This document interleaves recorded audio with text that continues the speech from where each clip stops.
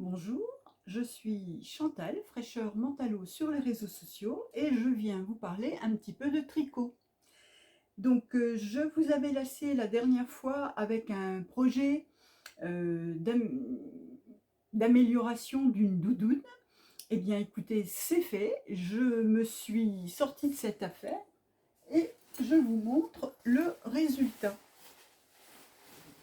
Alors, cette doudoune n'avait pas de manches et je lui ai tricoté des manches,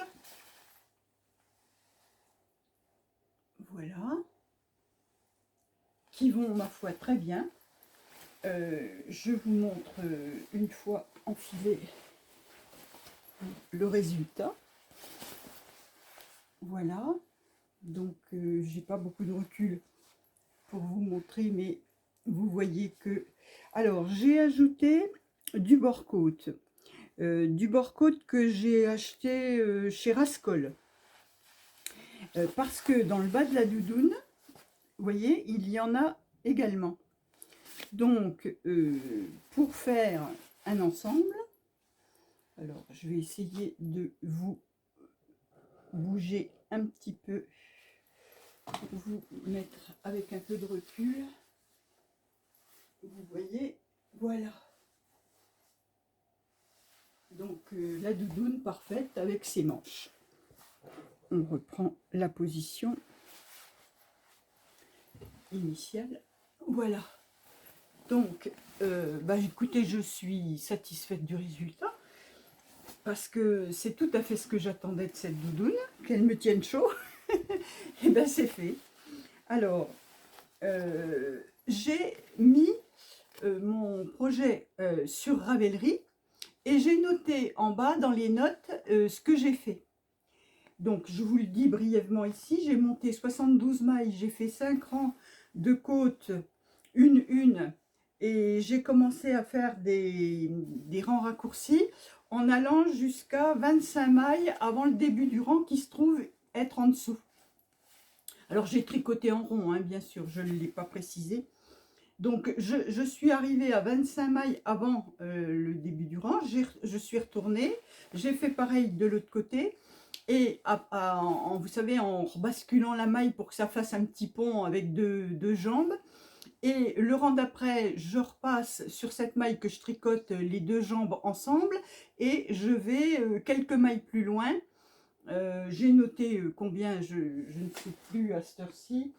Mais je vous dis, je l'ai mis sur Ravelry. Donc, je vous le dis tout de suite parce que, après tout, puisque je suis là, autant vous le dire. Alors, 25 mailles, une maille glissée jusqu'à 2 mailles après. Donc après j'ai refait tous mes rangs en rangs raccourcis en allant toujours 2 mailles plus loin à chaque fois, jusqu'à arriver 7 mailles avant le début de rang. Et là, je me suis remise à tourner en rond, ce qui fait voilà, ce petit motif que vous voyez comme ça.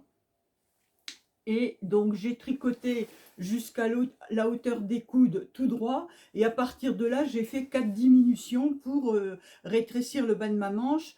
Et moi, j'ai pas changé d'aiguille pour faire des côtes plus serrées. J'ai opté pour ce bord-côte puisque je voulais rappeler le bas de la doudoune. Mais si vous avez des manches à faire, vous pouvez très bien opter soit pour du jersey et puis faire des côtes en bas, soit rétrécir d'aiguille et puis faire des côtes plus serrées en bas, ou faire du point mousse ou que sais-je, vous arrangez ça à votre sauce. Et donc après, j'ai cousu ça après la doudoune en rentrant ma manche à l'intérieur et en venant coudre ici sur le dessous du biais pour que le biais reste visible, voilà, et que ça fasse un effet de pull sous la doudoune, quoi. Voilà. Et ma foi, écoutez, c'est très bien, ça fait son office. Hein. C'est des côtes toutes simples, mais on peut très bien imaginer faire des côtes perlées, des côtes ce qu'on veut. Hein. Moi, j'ai fait au plus simple et c'est efficace. J'ai utilisé de la bergère de France, Magique Plus.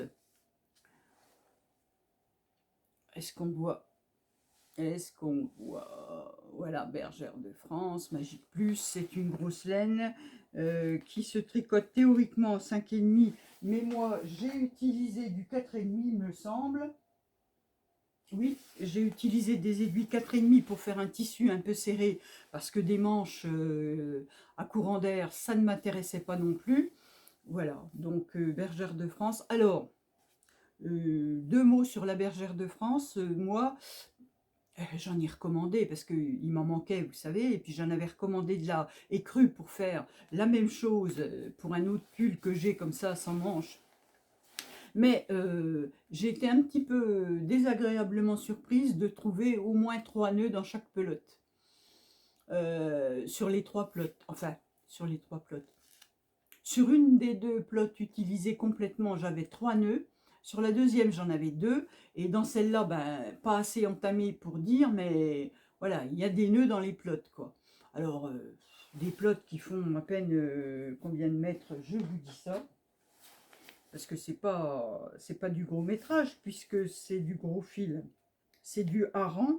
Il y a 80 mètres de fil, et vous avez 3 nœuds.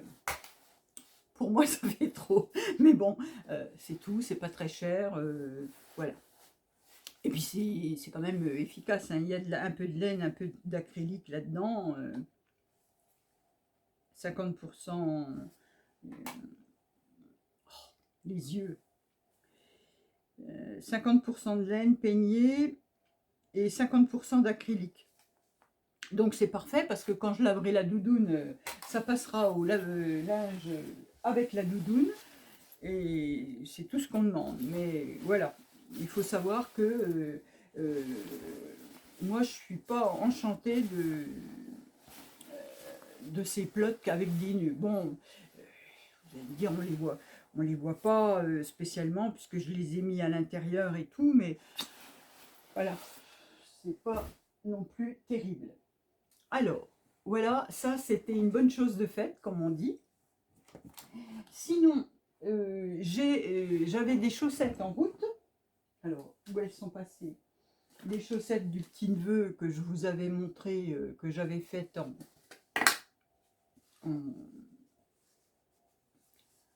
en laine Meia de Rosarios 4.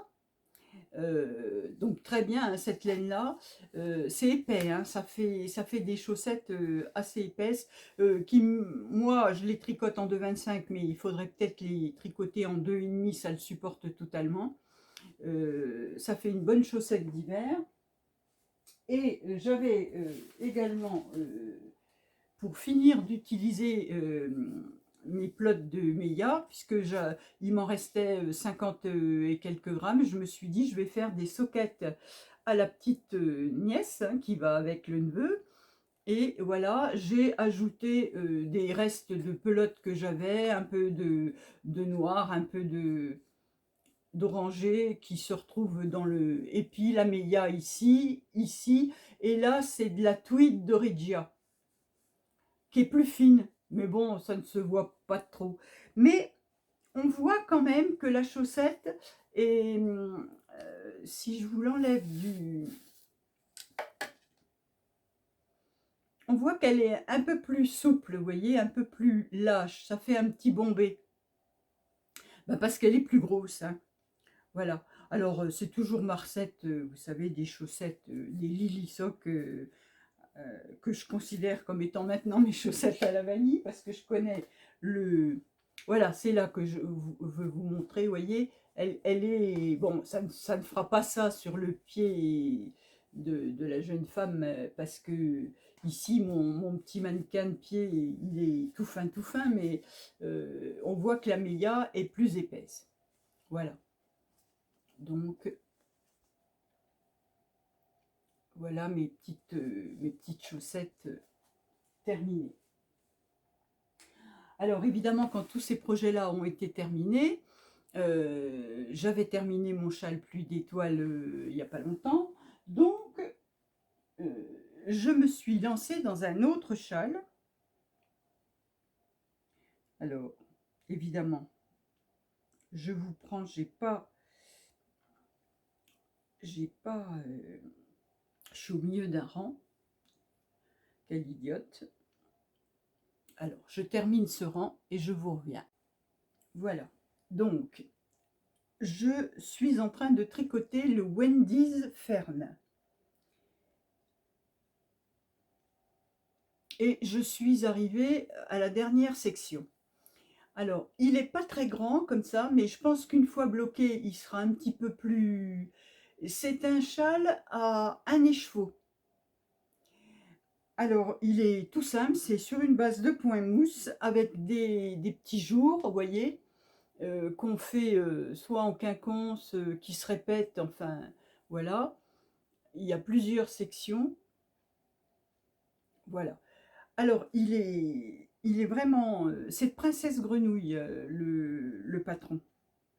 Et je le tricote avec la laine de Christelle Tricote. C'est le Mérino 100 et c'est le coloris La mer quand il fait pas beau. Voilà. Alors, j'avais dit qu'avec cette laine-là, je tricoterais le Nurmilintu. Mais entre-temps, j'ai vu ce châle qui est un modèle gratuit aussi, le Wendy's Fern. Et je me suis dit, tiens, pourquoi pas changer un peu, plutôt que de faire le même que Christelle, puisque Christelle nous a montré sur Instagram et dans ses podcasts, elle a fait le Nurmilintu en bleu comme ça. Moi, j'ai dit, tiens, je vais plutôt faire celui-ci qui est sympathique aussi. Et c'est un petit châle de printemps, voilà. Donc, je ne sais pas si je l'offrirai ou s'il sera pour moi. On verra en fonction d'eux. Alors, il me reste pas mal de laine. Donc, je pense que je l'agrandirai un peu pour aller jusqu'au bout de l'écheveau. Parce que c'est simple. Après cette section de dentelle, il y a une section de point mousse. Donc, on peut agrandir comme on veut. Et puis, voilà, où je prolongerai un peu la section de dentelle. C'est pas très compliqué à faire. Bon, donc voilà pour ça. Sinon, j'ai vu le podcast de Mademoiselle Pétronille et elle nous a présenté des petits chaussons. Tiens, je vais chercher le bouquin.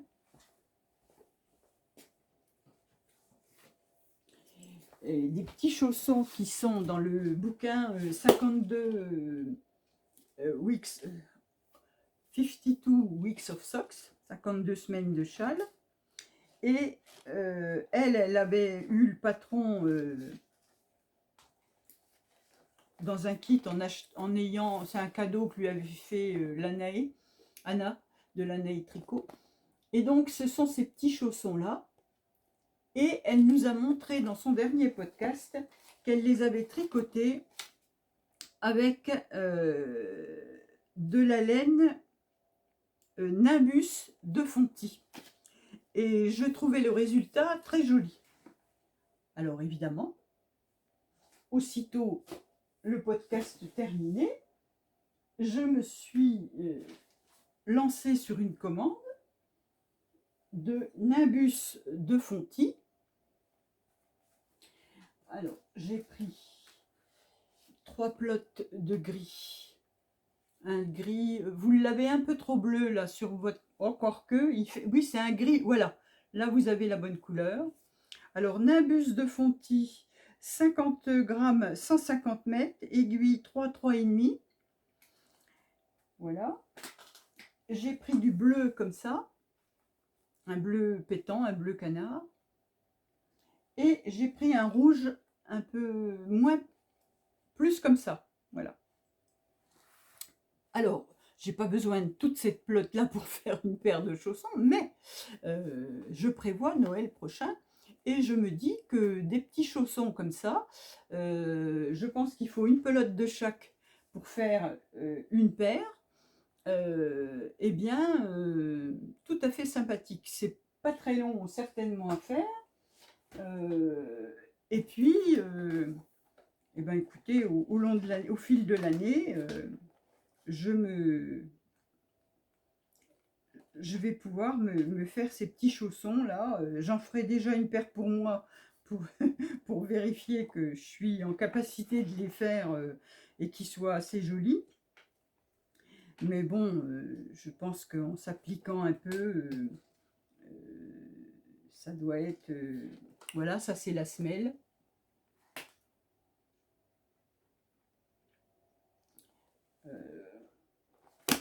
Donc, je devrais arriver à quelque chose.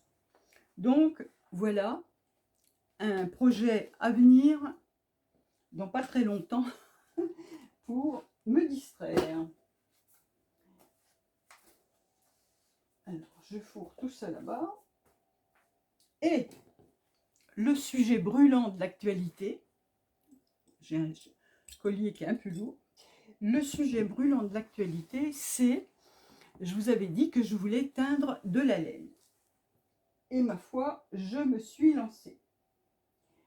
Alors, j'avais reçu, parce que j'étais abonnée à la box Crête, et on avait reçu dans une des box en mai 2020 de la laine à teindre. Alors c'est mérino nylon et c'était à teindre avec ce genre de produit. Couleur, ce sont normalement des boissons. Vous mettez ça dans l'eau et ça se boit. Il paraît que c'est infect, mais bon, voilà, on n'est pas très étonnés. Nos amis Amérique, ils ont des goûts qui ne sont pas les nôtres. Et, mais ça, c'est à base de colorants alimentaires. Et là-dedans, il y a de l'acide citrique. Donc, il y avait une vidéo sur Internet qui montrait comment faire avec ces petits sachets-là et les fameux échevaux. Donc, moi, j'avais reçu deux box, donc j'avais 6 échevaux à teindre. Et voilà ce que j'ai réussi à faire avec ça. Alors vous voyez, c'est nuancé. J'ai mis 2 sachets pour 2 échevaux. J'en ai mis un en cake.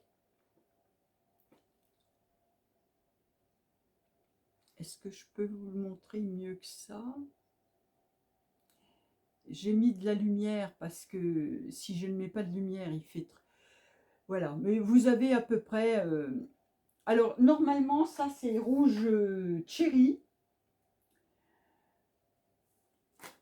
Ça fait plutôt un rose un peu fuchsia corail. Mais pour faire des chaussettes bien gaies pour le printemps, moi, ça me va. Alors, je vous montrerai ça quand je l'aurai tricoté. Comment on fait cette teinture? Comme il y a de l'acide citrique là-dedans, on n'est pas obligé de mordancer la laine. Donc, on met la laine à tremper pendant une demi-heure, 3/4 d'heure dans de l'eau tiède pour qu'elle soit bien imprégnée d'eau. Et ensuite, on met notre laine dans une cuvette ou dans un saladier, que sais-je. On les sort un peu, on la met dans un saladier et on verse le couleur dans 1 litre d'eau. Moi, j'ai mis 2 sachets. Vous diluez ça et vous basculez ça sur vos échevaux.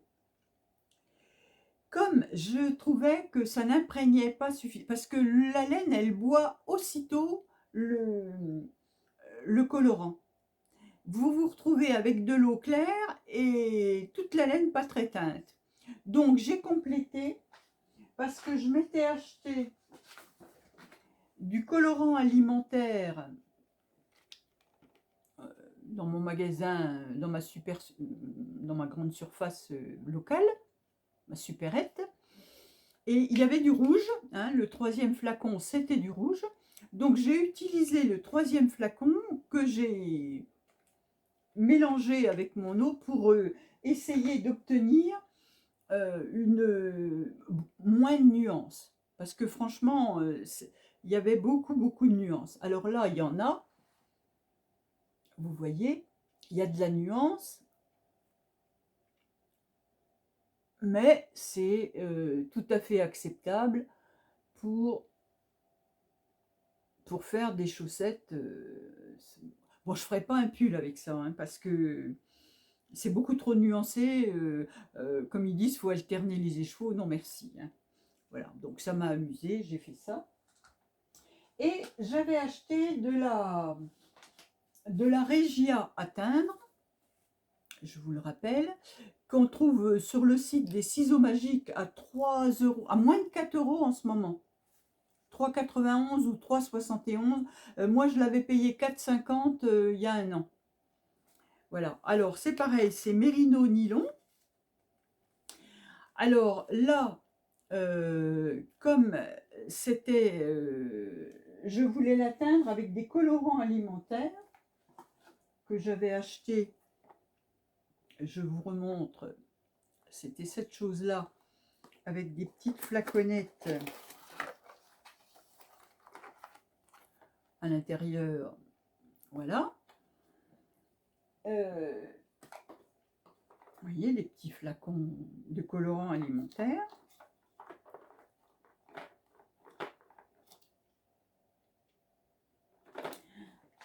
Alors là, il fallait donc mordancer la laine. Donc j'ai acheté de l'acide citrique qu'on trouve pareil à ma supérette locale. Vous voyez, c'est Super U, je ne fais pas de pub. Acide citrique en poudre, multi-usage, nature, voilà. J'ai mis 2 grosses cuillères que j'ai vous savez, des cuillères, des grosses cuillères en plastique là. Alors comme tout ça, c'est des produits naturels, vous pouvez utiliser vos casseroles ordinaires. C'est pas contre-indiqué, voilà. Vous n'avez pas besoin d'avoir du matériel dédié, puisque c'est des colorants alimentaires, hein, je vous rappelle. Donc j'ai mis deux très grosses cuillères dans 8 grosses tasses à thé d'eau. J'ai fait chauffer, j'ai mis 2 écheveaux comme ça, ouverts bien sûr, hein, que j'avais attachés avec des petits fils pour ne pas qu'ils s'en mêlent. Et j'ai laissé tremper 3/4 d'heure, 3/4 d'heure. Dans de l'eau bien tiède, bien, voilà, bien un peu chaude. Et après, j'ai essoré ça, enfin, je l'ai enlevé de son eau. J'ai mis ça dans des plats à four, en pyrex, et j'ai fait j'ai dilué mon colorant dans des verres. Alors, j'avais pris du rouge et de l'orange, du jaune sunset, du jaune coucher de soleil, et du rouge coucher de soleil aussi. 2 flacons. Enfin, j'ai pas mis tous les flacons, j'ai mis un tiers des flacons dans mes verres pour obtenir quelque chose d'un peu coloré. Et j'ai utilisé ça, une seringue, pour faire des... J'ai mis mon écheveau dans mon plat. Alors, en quinconce comme ça, je l'ai ramené. Et puis, j'ai fait des bandes de couleur. Et j'ai alterné rouge et jaune. Et vous voyez que j'ai obtenu beaucoup d'orange. Voilà, hein, j'ai obtenu un superbe bandeau orange. Alors, je vous montre. Je ne l'ai pas trop remué. Et l'autre,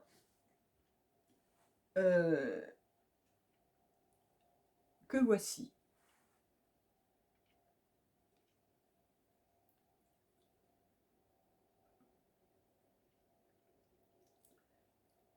Voilà. Alors, la laine, avant teinture, elle est un petit peu sèche, mais pas plus. Enfin, elle est assez douce, mais c'est pas un monstre de douceur. Là, elle est déjà beaucoup plus douce. Donc on verra, vous voyez, j'avais mis des fils, des petits cerceaux. Alors ceux-là, ils sont encore à peine secs, c'est pour ça que je les ai pas. Mais vous voyez, c'est pas emmêlé. Alors j'ai utilisé deux techniques différentes. Une en casserole, ça doit être celle-là. C'est-à-dire que j'ai mis ma laine j'ai remis ma laine dans ma casserole avec une fois que c'était coloré, dans de l'eau avec l'acide citrique là, qui me restait. Et j'ai fait chauffer pendant, pareil, faut pas que ça boue. Alors vous chauffez et vous laissez cuire une demi-heure, une grosse demi-heure, mais sans que ça boue. Donc vous rediminuez le chauffage, vous remettez pour que ça soit bien chaud, mais que ça ne boue pas, que ce soit juste à la limite. Et après, vous mettez votre casserole à refroidir. Faut pas sortir la laine comme ça. Faut rien lui faire tant qu'elle n'est pas très adoucie. Donc moi j'avais mis, vu le temps, j'avais mis mes casseroles dehors. Ça a bien refroidi assez vite. J'ai rincé à l'eau tiède. J'ai mis un peu de liquide vaisselle pour enlever ce qui voulait partir, mais bon, l'eau était transparente, mais néanmoins, c'est conseillé de faire comme ça. Donc j'ai rincé abondamment ensuite, et voilà, j'ai mis à sécher, et c'est bientôt sec. C'est quasi sec, hein, je vous dis, on sent encore un tout petit peu de fraîcheur, mais bon, ça a séché toute la nuit. Voilà, ça c'est pas encore tout à fait sec. Et donc l'autre, je l'ai mis au micro-ondes. C'est-à-dire que mon plat que j'avais, qui allait, voilà, j'avais mis mon écheveau comme ça dans le fond du plat, vous voyez, avec mes tricettes, mes bandes d'eau comme ça, et puis un coup jaune, un coup rouge, un coup jaune, puis j'enfonçais bien dans l'écheveau pour que ça soit coloré des deux côtés. J'ai pris une spatule, j'ai retourné mon écheveau, j'ai recommencé, et j'ai versé un, un ou deux verres d'eau mélangée à l'acide citrique que j'avais encore, voilà, pour que ça trempe dans l'eau. J'ai mis un film là, vous savez, du truc étirable là, sur mon plat, que j'ai percé de 2 trous pour que la vapeur s'évacue quand même, que ça n'explose pas dans le four micro-ondes. Et j'ai laissé 6 minutes. Alors, par tranche de 3, parce que prudence. Donc, j'ai mis 3 minutes, j'ai regardé si ma laine ne feutrait pas. Mon angoisse, c'était ça, c'était que la laine feutre. Non. J'ai remis 3 minutes. Et pour acquis de conscience, j'ai remis encore 2 minutes. Voilà. Une fois que ça a été fait, j'ai sorti mon plat, je l'ai mis dehors à refroidir. C'est presque de la cuisine, hein. Et quand ça a été adouci, j'ai rincé, fait comme pour l'autre, et voilà ce que ça donne. Alors c'est des couleurs un peu flash, hein, mais bon, je vous dis, moi, sur des chaussettes, rien ne me dérange. Donc j'aurai, regardez donc comme c'est joli ces couleurs. Voilà. Alors donc maintenant je suis coiffée comme une folle, comme d'habitude. Voilà. Voilà mes exploits de teinture. Donc c'est assez simple. Ça prend du temps parce que faut que ça chauffe, faut que ça refroidisse, faut que ça chauffe, faut que ça refroidisse. Faut mélanger, faut pas en mettre partout parce que c'est du colorant, donc faut faire un petit peu attention à ce qu'on fait. Mais les colorants alimentaires, il n'y a pas de risque. Alors les prochains là, j'essaierai de faire des speckles, c'est-à-dire qu'avec cette poudre là, il y a moyen de faire juste des petites taches. Donc j'essaierai parce que j'ai encore du rouge et j'ai du violet aussi. Donc je vous montrerai la prochaine fois des speckles sur des écheveaux. Mais bon, ça m'a amusé.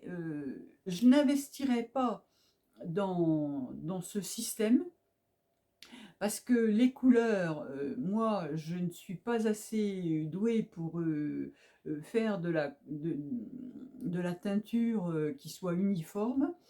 Il faut quand même de la pratique et voilà, c'est un métier, teindre de la laine, on ne s'improvise pas comme ça teinturière, mais c'est amusant, voilà.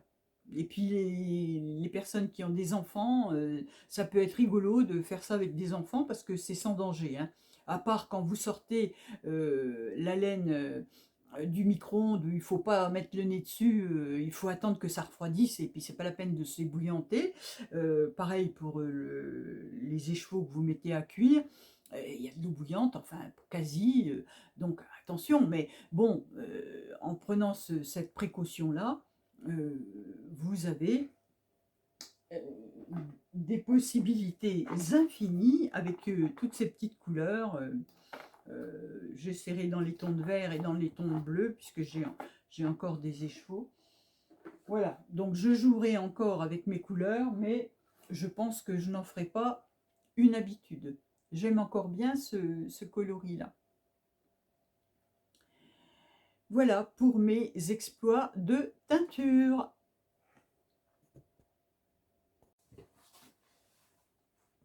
Alors, je vous reviens après une pause déjeuner. Et pour être tout à fait complète avec la rubrique teinture, je vais vous ajouter quelques petites photos que j'avais prises en cours de réalisation, où on voit mes plats que j'utilise ou mes casseroles, et où on voit mes écheveaux étendus. À la lumière du jour, ça sera peut-être un petit peu plus fiable que le coloris que je vous montre ici, qui, oui, voilà, il a une touche un tout petit peu plus orangée que ça, mais guère, hein.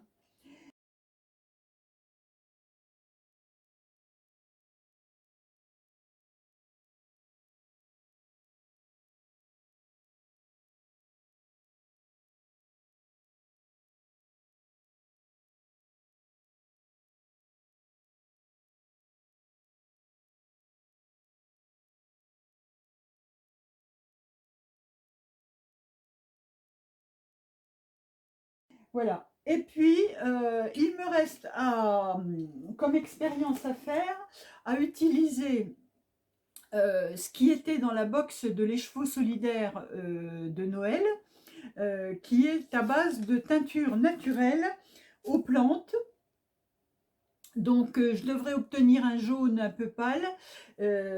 Voilà, j'ai l'écheveau de 50 grammes. Les autres, c'est des écheveaux de 100 grammes, je ne vous l'ai pas dit. Mes autres écheveaux, c'est des 100 grammes, 400 mètres. Donc ici, c'est un écheveau de 50 grammes. Alors, j'ai le petit bâtonnet, j'ai le bocal, on doit tout faire avec ça.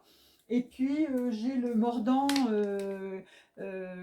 qui est à base d'Alain. Donc, voilà, j'ai encore cette expérience-là à faire aussi, donc je vous en reparlerai. Et donc, ça fera partie de la suite. Alors sinon, enfin, je ne sais pas pourquoi je dis toujours sinon, je veux vous parler un petit peu de découvertes de ces derniers temps. Alors bien sûr, j'ai découvert quelques podcasts, comme d'habitude. J'ai découvert le podcast de Stéphanie, qui est Stéphaline Maid.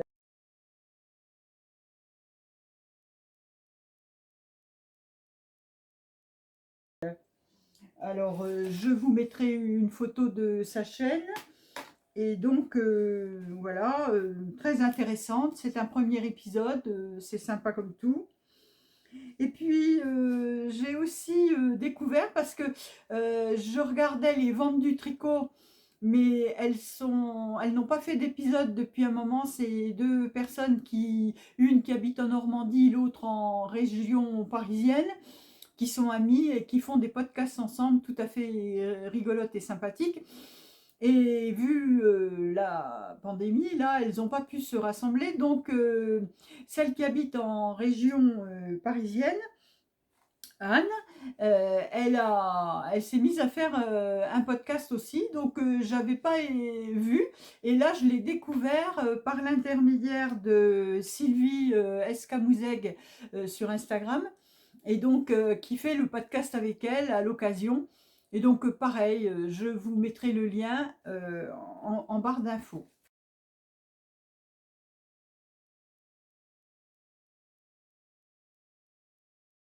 Alors, quand je vous dis que je vous mets des liens en barre d'infos, je vais vous mettre une petite vidéo, un petit extrait de vidéo pour vous montrer comment ça fonctionne.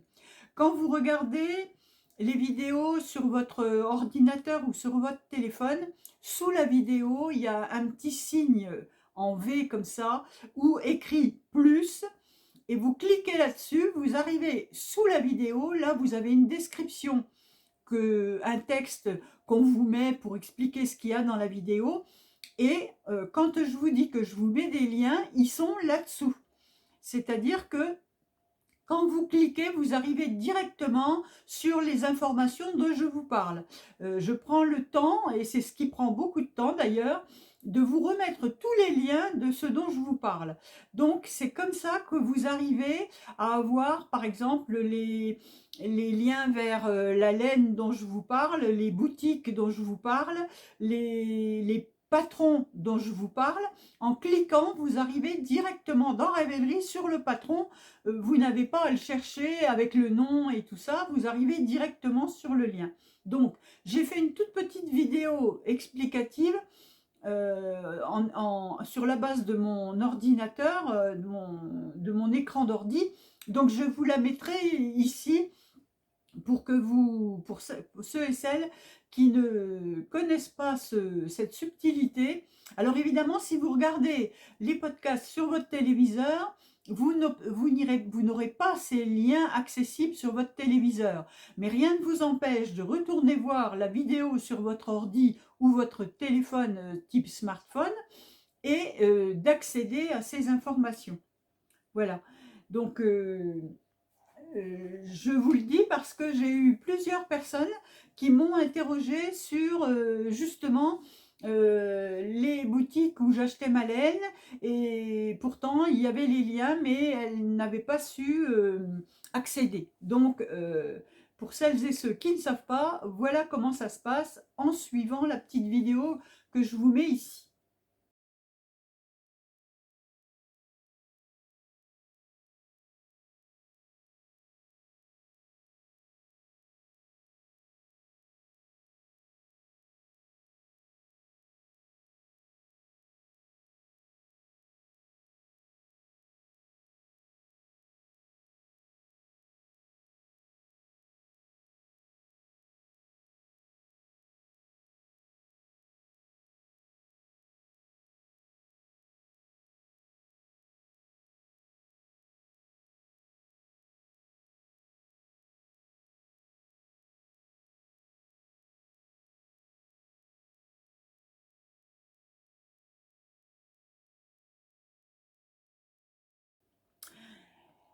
En dehors de ça, j'ai, comme d'habitude, soit en voyant des podcasts, soit en faisant des recherches pour moi-même, trouvé des patrons intéressants, enfin, que j'ai jugés intéressants, hein. Maintenant, ils ne sont pas forcément intéressants pour tout le monde, mais je vais vous en parler là.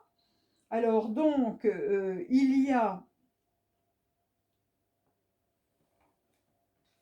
j'ai vu récemment les chaussettes neigettes.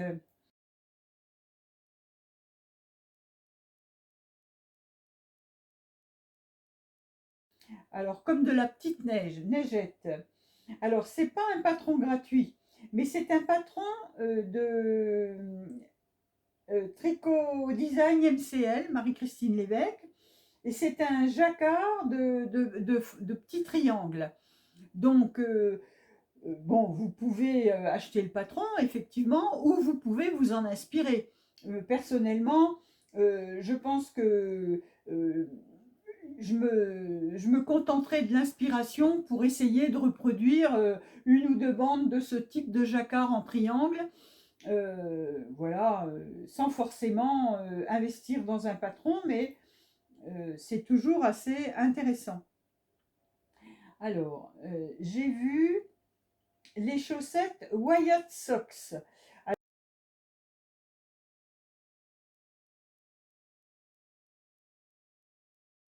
Alors là, c'est un patron gratuit de Crazy Socks Lady Design. Je vous le mets à l'écran. C'est intéressant avec ce point en diagonale. Voilà, patron gratuit.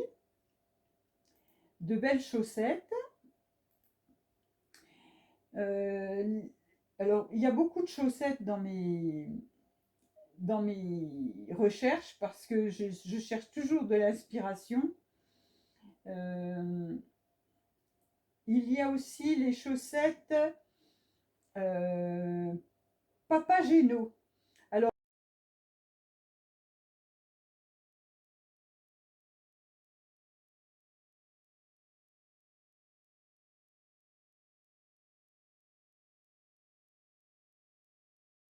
Papageno, c'est un patron gratuit qui a des petits chats en surimpression de jacquard sur le côté. Et ça, c'est tout simple à faire parce que c'est juste une ligne de tricot. Je pense qu'il faut se faire un petit peloton de contrastant pour juste cette partie. Donc c'est intéressant. Patron gratuit. Il y a les chaussettes Austin. Alors je cherche.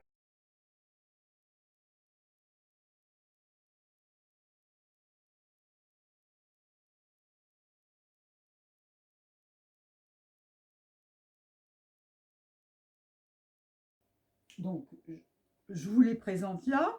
Les chaussettes Deka Vanille Chaussettes. Pareil, c'est Crazy Sock Lady Design.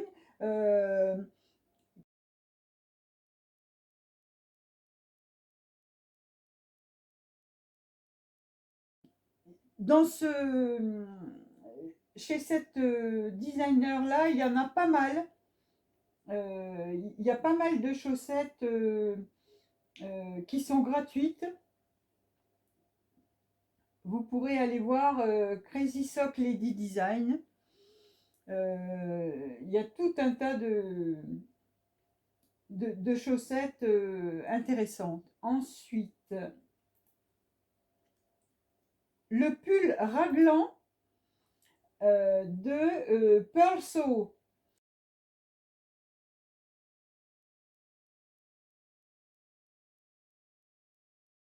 Alors, ça, c'est très intéressant parce que c'est une base, c'est un pull basique, n'est-ce pas? Vous connaissez, les pulls basiques, c'est mon affaire. Donc là, c'est une base de raglan col rond et vous pouvez l'interpréter avec différents points que vous pouvez rajouter ou des bandes colorées ou voilà, tout un tas d'éléments qui peuvent personnaliser votre pull, mais vous avez un modèle qui est très bien fait et gratuit de Pearl Sew.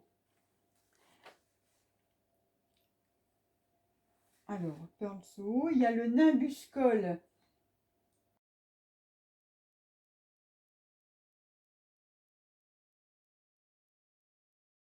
Alors, c'est pareil. Le Nimbus Col, c'est toujours Pearl Sew. Alors, chez Pearl Sew, vous avez, pareil, tout un tas de modèles gratuits. Alors, le petit Nimbus Col, là, il est certainement pas bien compliqué. mais il a l'avantage de vous donner le nombre de mailles, la hauteur, enfin tout ce qui a été bien pensé pour le faire. Je sais bien que on a l'impression qu'un tube c'est un tube, mais c'est vrai que il faut quelquefois. Alors dans le nimbus, vous avez aussi le bonnet nimbus de Julia Wardell.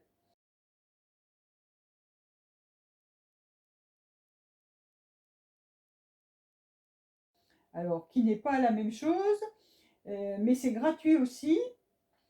C'est pas Pearl Soho, c'est Nimbus de Julia Wardell. J'ai vu également le Nimbus de l'atelier de la Casavant qui est un pull en col V.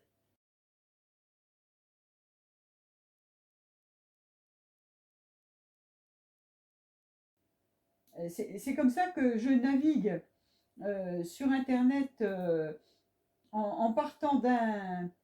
Alors c'est un pull jacquard et avec quelques points en col V. Alors celui-là n'est pas gratuit, c'est l'atelier La Casavant. Ce n'est pas un pull gratuit. Alors j'avais vu l'étole Lark Wrap.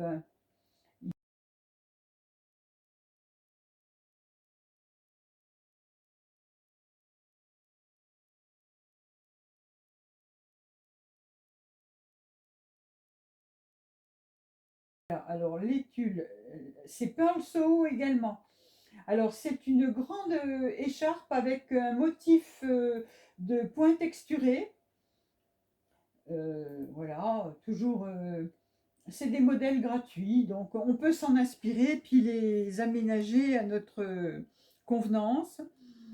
Le Mary Ear Flap Hat. Alors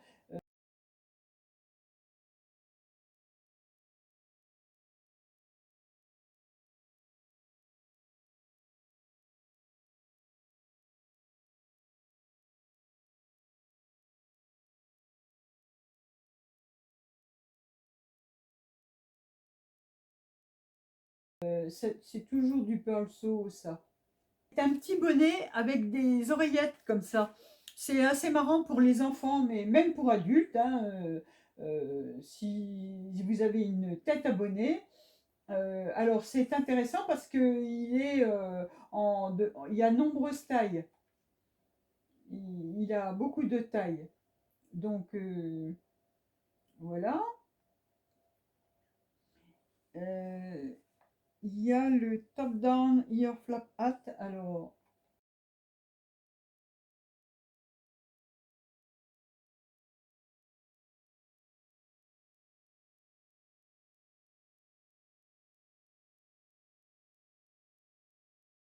le top down ear flap hat, même système.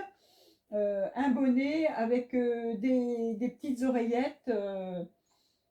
Je trouve ça rigolo avec des pompons au bout des high-cords là. C'est gratuit. Alors le travelling cable hat,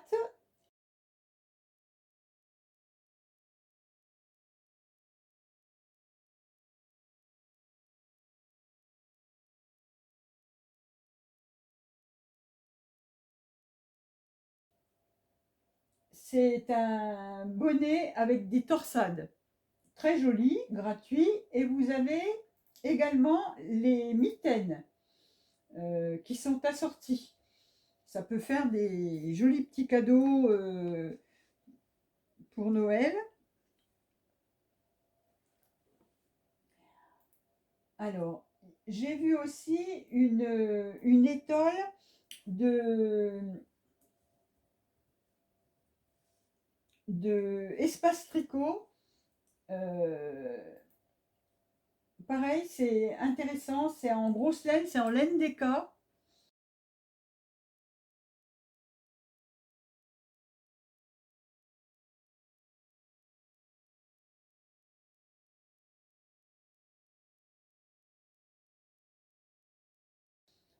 C'est un élément de confort pour l'hiver.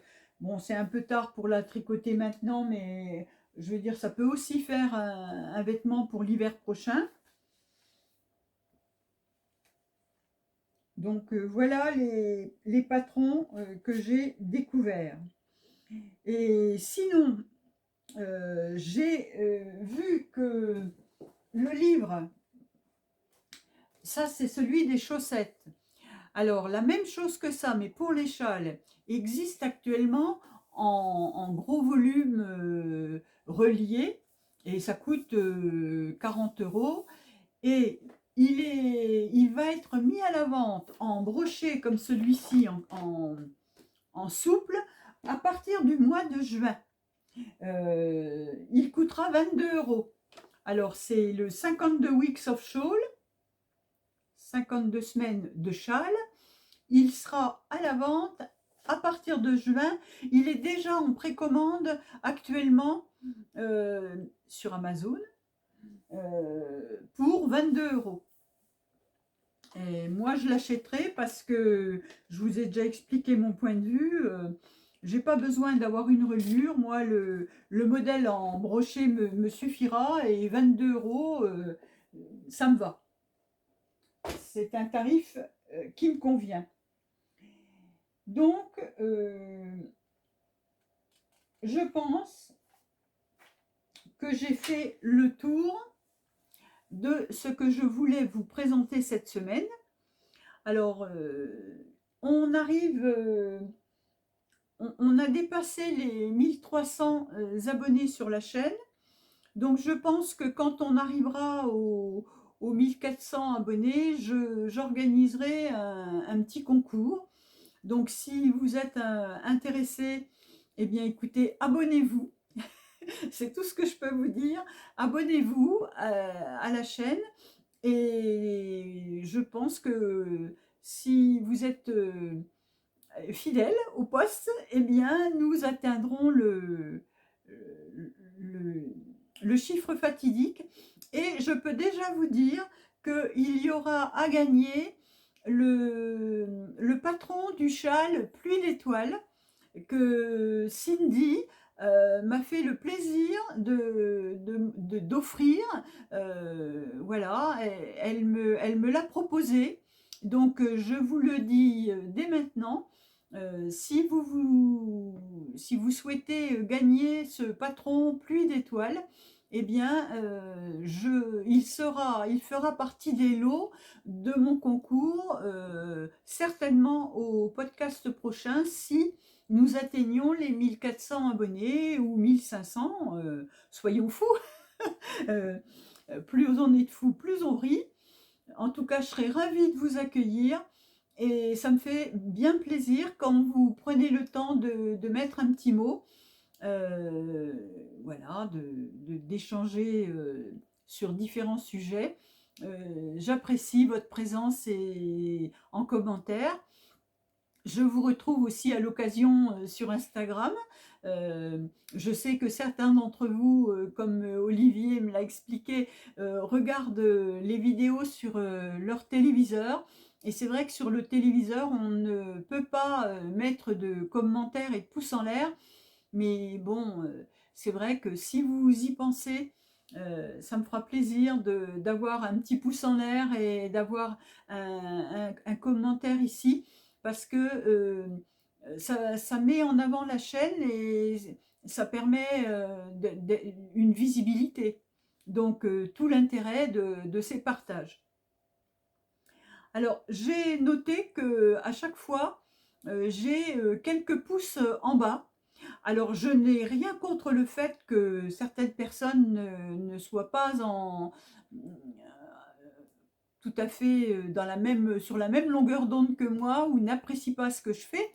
Mais ce que je trouve dommage, par contre, c'est que ces personnes prennent le temps de mettre un pouce en bas, mais ne me donnent pas l'explication pour me dire ce qui cloche sur ma chaîne, ce qui ne va pas, pour que ça mérite un pouce en bas. Parce que je ne peux pas progresser si vous ne m'expliquez pas ce qui ne vous convient pas.